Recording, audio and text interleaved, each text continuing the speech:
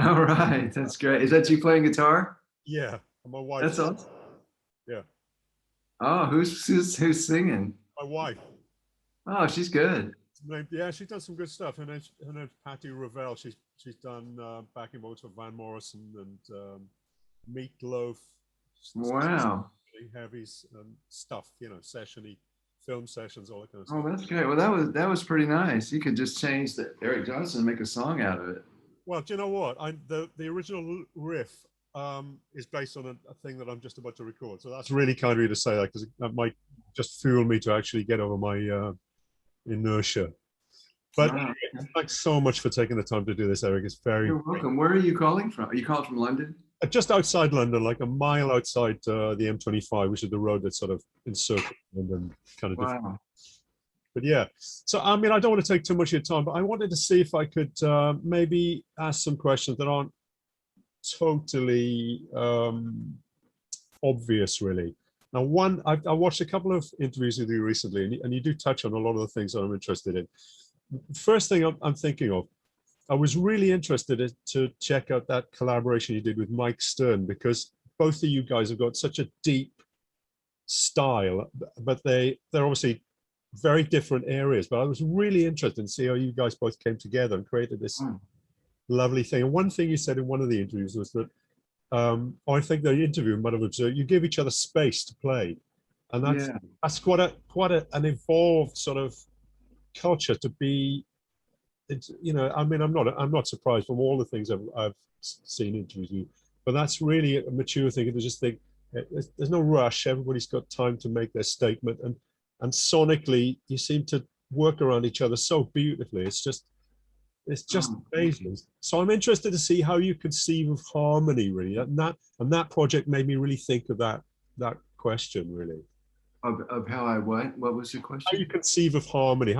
How do you when you're conceiving of a chord sequence? Because I know your chord sequences are really advanced and really interesting. Do you conceive of things with a sort of jazz kind of concept, or are you more free flowing than that? Well, I'm probably more free flowing. I mean, I'm learning about some jazz things, but I think I just try to experiment. I kind of look at the guitar sort of from a keyboard sense where you can kind of fan out the voicings and you can change they won't necessarily be real close together and they won't necessarily have the root note on them. Mm. They have a different root note, but I like the idea of trying to utilize that more of a pianistic concept when I come up with chords on guitar. It to me, if you're playing regular guitar chords, they sound absolutely fabulous. I mean, this is just personally, especially on an acoustic guitar. If I'm listening to George Jones or Hank Williams, you can't. Nothing's better than those folk chords on an old Gibson guitar. And some of them kind of work on it electric as well. But I think what got me off on a launch pad was that I got into like Paul Kossoff, where he just played those power chords so well, Yeah.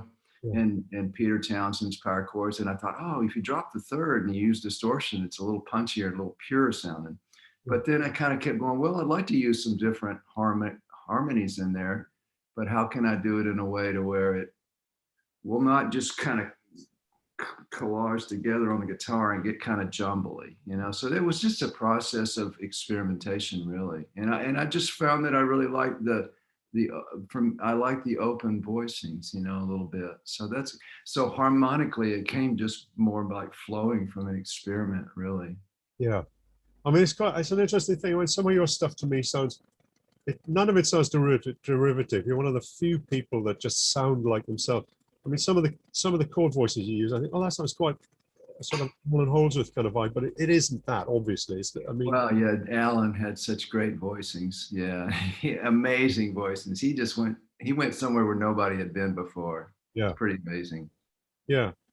So the way you conceive of this, it's sort of it's more natural than some sort of um, jazz type naming them. So I'd say, for instance, when you're writing a sequence, do you always conceive of things numerically within a key, or is it more free than that, do you think? It's really more free than that. And that's partially because of my limitations as far as theory. I mean, most of my theory comes from ear theory. When I took piano lessons, a big thing the piano teacher would do would would have us to where we couldn't see the keyboard, and she'd sit there and go, what is this? You do thirds, fifths, you do seventh, sixth. And she taught us to hear the relationship of notes. And I think she was purposely trying to develop our ear theory. And there's two sides to everything, but I got so enamored with the ear theory that I didn't ever really pursue the other theory as much as would have probably been nice to do. I mean, it's kind of like they're two camps, and there's some wonderful players that obviously can do both very well, like, you know, Pat Metheny or, you know, people like that. And I wish I was a little more versed in the ear theory, in the book theory of it. But I mean, to me, it's kind of like the most important thing for me is to know the relationship to what I hear, you know, and so that has its downsides, but sometimes that can lend itself to coming up with stuff that maybe is a little more original, because you don't have the option to just follow in with what's been tried and true, you know.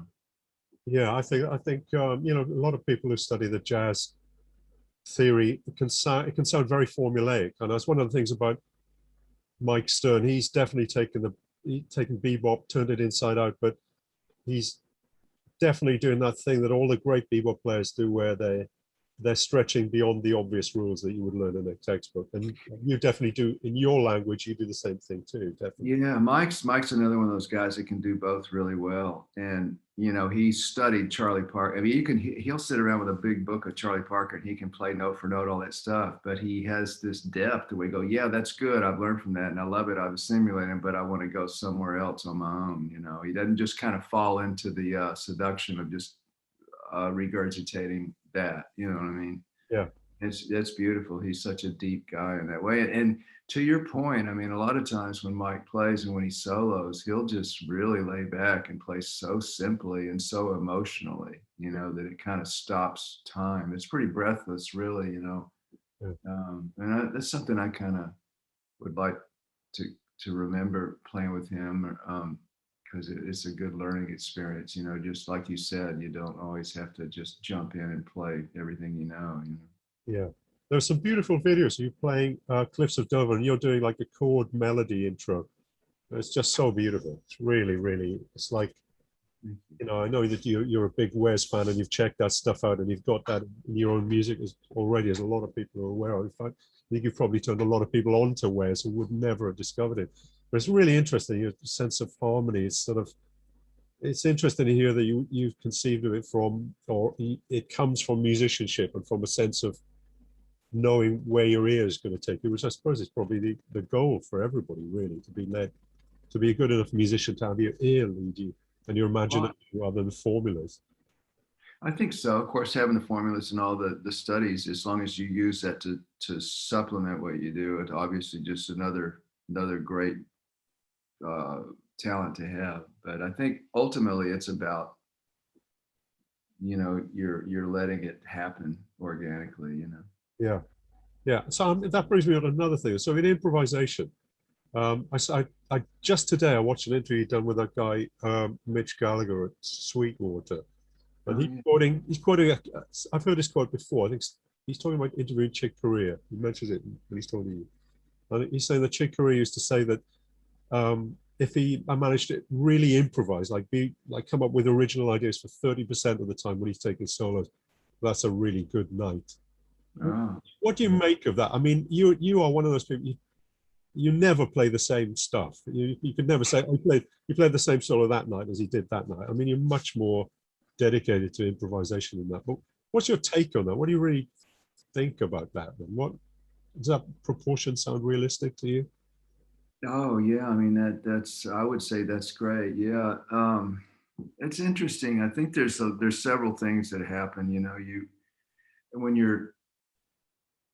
you're still discovering new lands on the biggest picture, you know, you're constantly trying, I'll try this, try that. I think at some point there's a congealing that happens, for better or for worse, where you go, well, this is my alphabet. And then you go out and have this career and people know you and come to hear you play or whatever. And some of that fluidity is congealed. it's a natural process. And I think in a way, well, there's the side of where it makes you really hone in on doing it well, but there's also the thing where you can, if you're not careful, it can become static, and the congealing can kind of, you're kind of, you're kind of, you're kind of depicted by the fence that you created yourself, and it's a thing that just happens when you career musician or whatever. And I think the the responsibility on a deeper level musically is to be aware of it, and once you're aware of it, to try to change, to break down those fences, and just say, well, let me try some other stuff. And that sometimes it's like a growing pain. That's not always easy. It can be hard. But one thing that I think helps that to facilitate more naturally is if you get to a mature place where you realize, your career or your this or that or your notoriety of all this stuff or accolades or whatever, they're not all that. They're not the end all be all thing you were chasing in the first place, and if they lose a little bit of their sheen, you automatically reattach to just the music, and so then there's a natural process to want to kind of infuse more experimentation. Does that make sense? You know what I mean? Oh yeah, I think so. I mean, one thing I was just in listening to you play, it just that I was on your new record. There's that version of "Sitting on Top of the World," and I really like that solo. And it's like it's sort of in the tradition. It's in the tradition of your stuff, but it's just so in the moment kind of thing. It's really, it's like both. You can hear there's the tradition of where some of the ideas come from, but it's like nobody will ever play a solo like that. It's like a new direction. It made me think. It feels to me, just with my knowledge of your stuff over time, it feels to me like you must have made a declaration to yourself to not settle for generic stuff, to really keep forcing until you find something that is personal.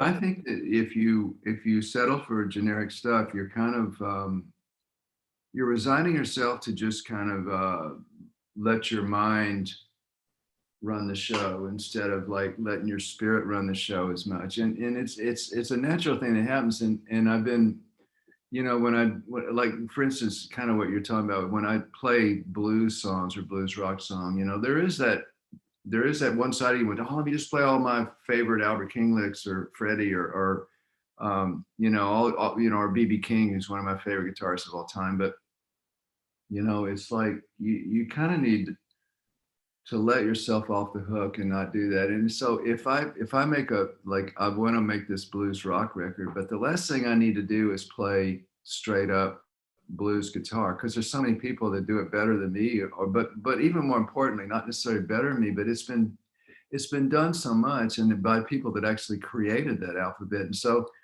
I think even if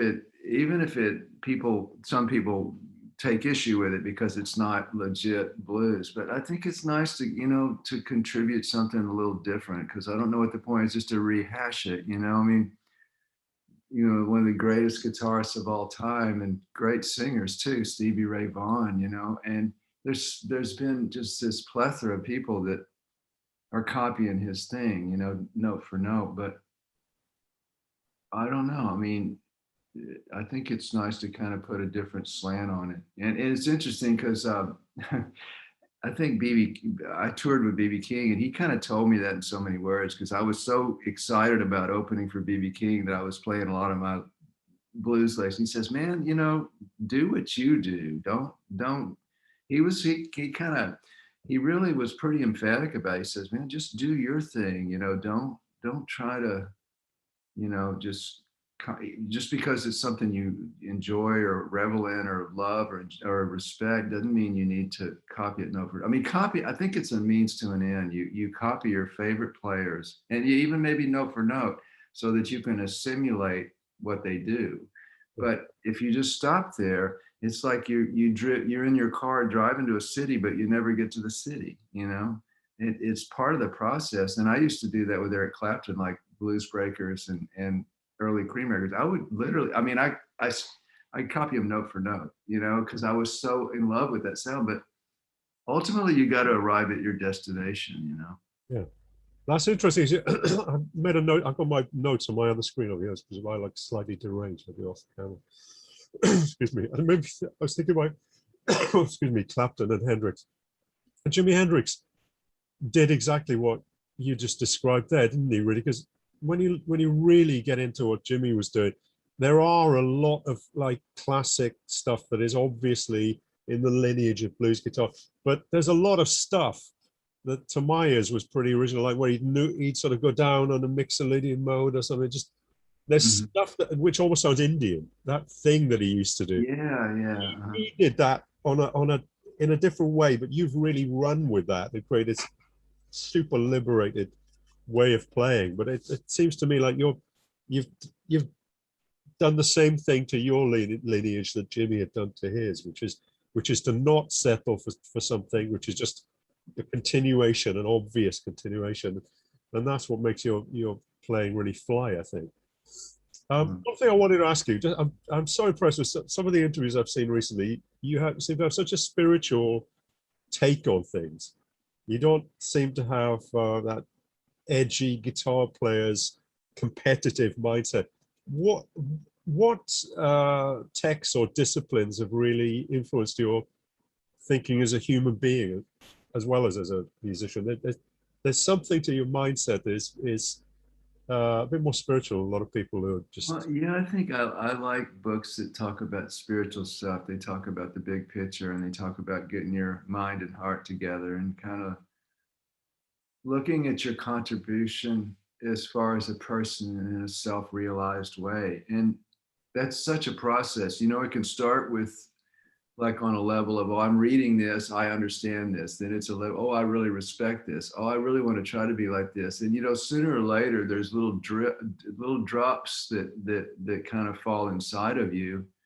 But it's a process. I mean, I think the whole thing is to get as high a percentages as you can because, and, you know, to your point, I mean, when I was growing up as a teenager, I bought into the whole rock persona so much. I was so enamored with all these guys looking so cool, dressed real cool, playing, you know, electric guitar. And I just thought that was like my demigod thing. It was like, that's it, you know, just have a little bit of a, you know, I mean, fortunately, I always was pretty much a nice guy, but I think underneath that, I had a little bit of an attitude, like, you know, a little attitude, like, oh, you know, you have an excuse in life or a clemency, you know, you're going to have this rock royalty thing, you know, and then all of a sudden, I think as you get older, you realize, wow, what a facade, you know, and the more of a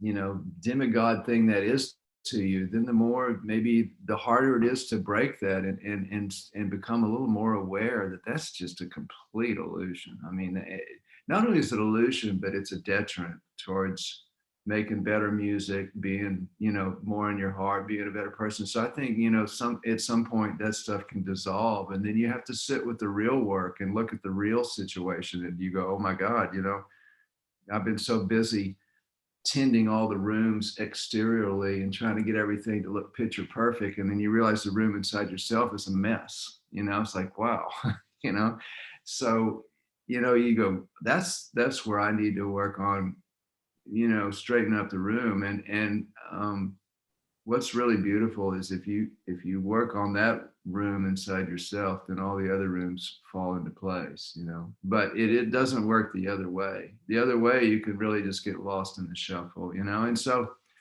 I think it's a process of just working on that, but it's not the easiest process in the world. Sure. That's interesting, because I'm not surprised that you're setting, you've obviously set a very, very high standard for yourself and you're playing. It's interesting that you're doing the same thing in your life. Figures, isn't it, really? It's all one thing, holistic thing, really, if you really step back from it. I've got to just look at my phone here. There's a track on your new album that really caught me. I've got to ask you if it's one of the new ones. It is. Yesterday Meets Today. Is that one of the new ones? That's one of the brand new ones. I love that. I love that. So have you got any plans to make record soon to write more stuff? Because that's so killing. That's so fresh and Oh, thank you. just beautiful. Well, yeah, it's kind of a little hints a little bit at my interpretation of a Stevie Wonder thing, or whatever. It might be, yeah, because I heard you mention Stevie Wonder. Yeah, Yeah, I mean, and of course I can't get anywhere near him, but musically, because he's one of my all-time heroes, and for a lot of reasons, because he's such a dynamic, incredible master musician, but he also, I think, it comes from a place that's really genuine. It comes from more of a spirit of, this is what I love to do because people can, and he has a responsibility. I mean, you listen to it. I mean, like those records he made in the 70s, like one of my all-time favorite records is Music of My Mind. Have you heard that record? yeah, I mean, it's just like, it's one of the greatest pop records. I mean, the Beatles and then Stevie Wonder, but, and that and Intervisions and Talking Book and First Feeling This for Now, those records, I mean, and he's making this incredible music, but he's also taking a responsibility he's like, and this really made an impression on me, listening to him, because he did this to me. He inspired me so much and lifted me in a way. He said, here's this medium of music. I have this notoriety. I have this opportunity to put 40 minutes on a record. He had all these opportunities. He said, I'm going to use this to make people feel good. And I think that's so brilliantly respectable, like the lyrics to his songs. He's like, well, I could talk about anything I want, but I'm going to talk about something that might reach into somebody and give them a little respite from life, or a little inspiration. Yeah. And so I don't know.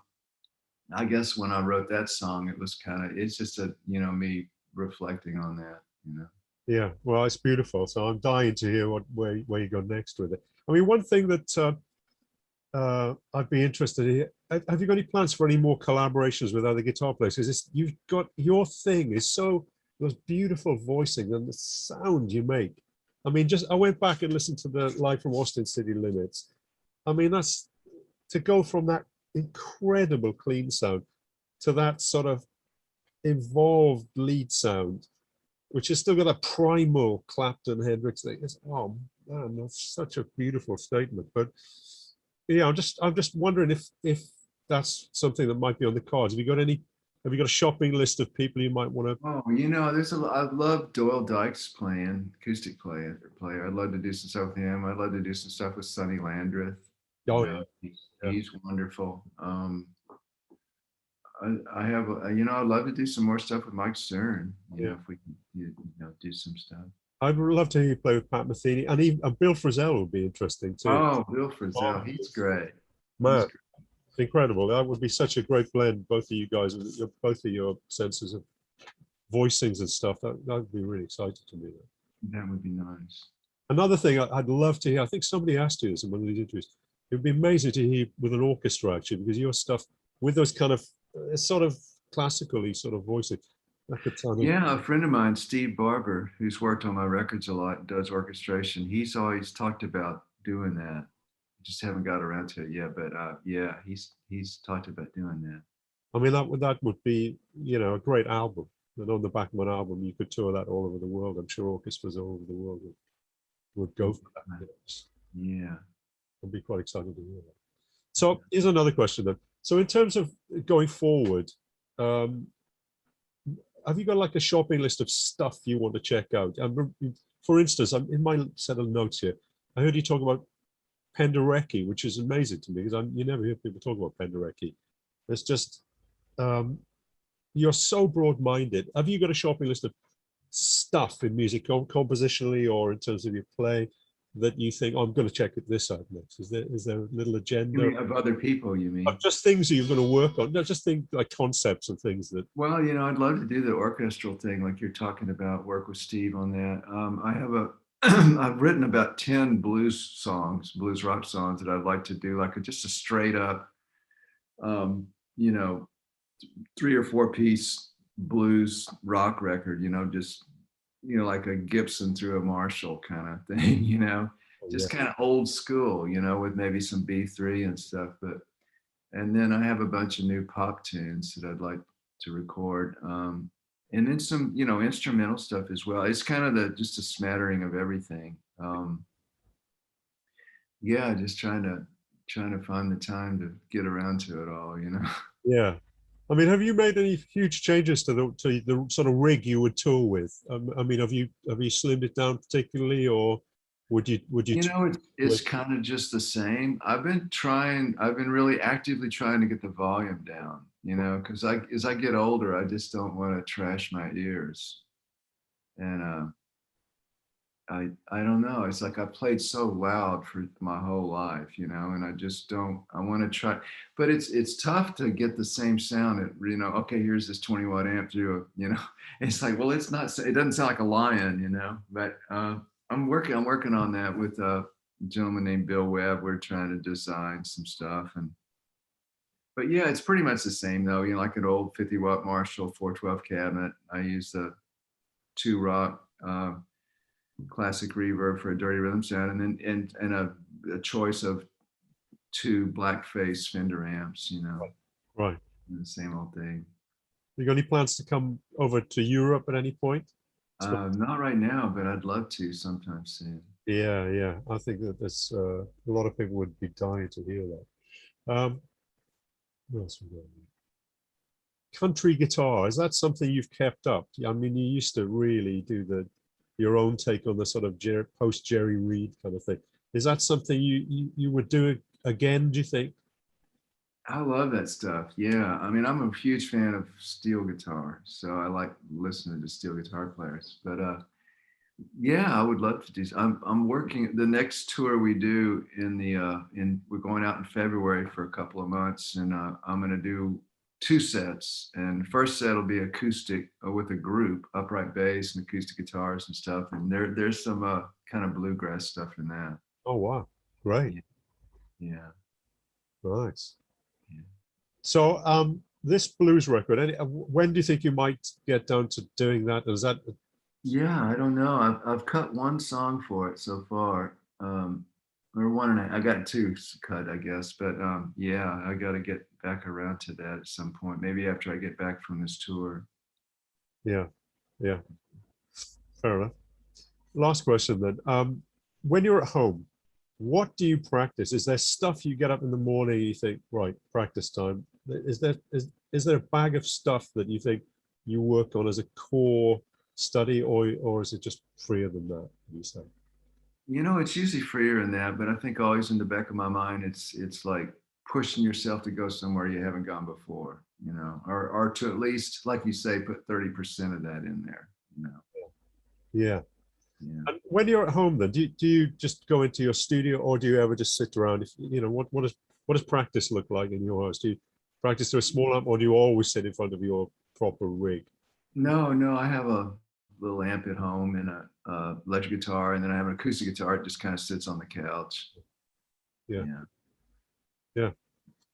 Well, listen, thanks for taking the time to talk, Eric. It's a real thrill. You're welcome. But, I'm dying to hear your new music, and Well, I appreciate you I doing this. love that new stuff. So I'm pretty excited to hear the next phase of the whole thing. But, Well, thank you. Do you play in a band too? Do you play around? sort of gig around, play with different people. I've just been in France playing with this orchestral Led Zeppelin project, which is one of the reasons that made me think of hearing you. It's great to hear those riffs played with a really good orchestra, a really good arrangement. So That sounds yeah, I tour with that all over the place, and a symphonic Queen thing, and I played with artists. I played with Van Morrison for a year, and Oh, wow. like that. So I'm just still a jobbing kind of guy. People use the term session musician, but don't ask me what a session is. But Oh, that's great. but, yeah. Wow. But man, thank you so much for taking the time, and thanks for the inspiration over the years. It's a real. You're welcome. You're welcome. Thank you for doing it. Eric, thanks very much.